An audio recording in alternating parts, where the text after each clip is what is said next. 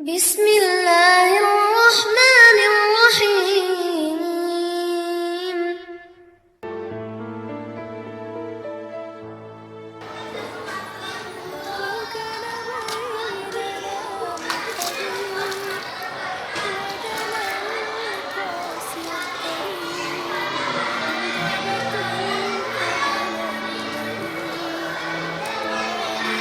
Salam moderasi beragama bersama Dr. Ibrahim Muto. Moderasi.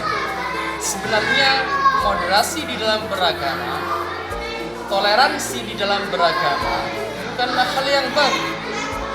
Akan tetapi sudah dicontohkan sejak dulu oleh baginda Nabi besar Muhammad sallallahu alaihi wasallam. Di dalam Al-Qur'an difirmankan, laqad kana lakum fi rasulillahi uswatun hasanah. Telah ada pada diri Rasulullah itu adalah suri tauladan yang baik. Dan sudah sepantasnya kita sebagai umat Muhammad, sebagai orang Islam meniru beliau. Salah satu contoh di dalam toleransi mereka terhadap orang-orang Yahudi, orang agama lain. Ada sebuah kisah ketika setiap Rasulullah akan pergi ke sebuah masjid, maka orang Yahudi tersebut mengganggu. Ada kalanya melempari dengan kotoran, ada kalanya menghadang dengan sebuah duri, sehingga Rasulullah merasa terbebani dengan itu.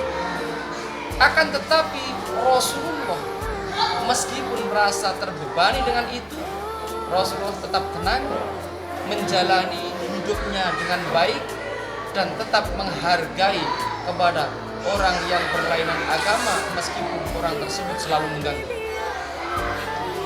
Pada suatu ketika orang Yahudi tersebut tidak mengganggu. Di dalam hati Rasulullah bertanya, kemana orang yang terbiasa mengganggu saya? Kemudian Rasulullah bertanya kepada tetangganya, ya fulan, wahai saudaraku, kemana orang Yahudi tersebut yang biasa berada di sini? Orang Yahudi tersebut mengalami sakit ya Rasulullah. Inna lillahi wa inna ilaihi raji'un. Wahai saudaraku, antarkan aku kepada orang Yahudi tersebut. Aku mau menjenguk.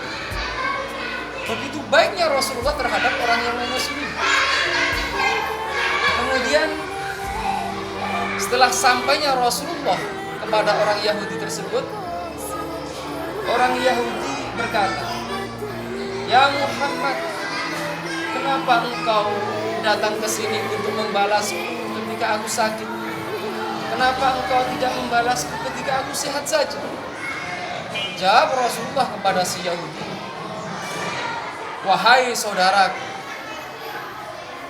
aku kesini dengan niat sengaja menjengukmu, bukan untuk membalas dendamku atas perbuatan-perbuatanmu kepadaku, yang mana sebenarnya engkau mengira aku dendam, akan tetapi sebenarnya Islam tidak mengajarkan tentang dendam.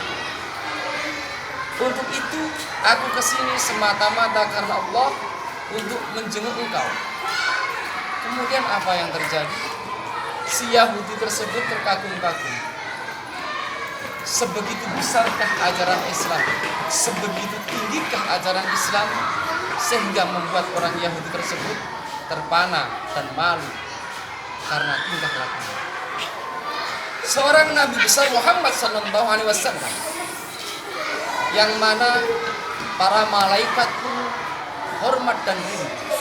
Akan tetapi Nabi besar Muhammad sallallahu alaihi wasallam tidak merasa terhina ketika dihinakan oleh orang Yahudi.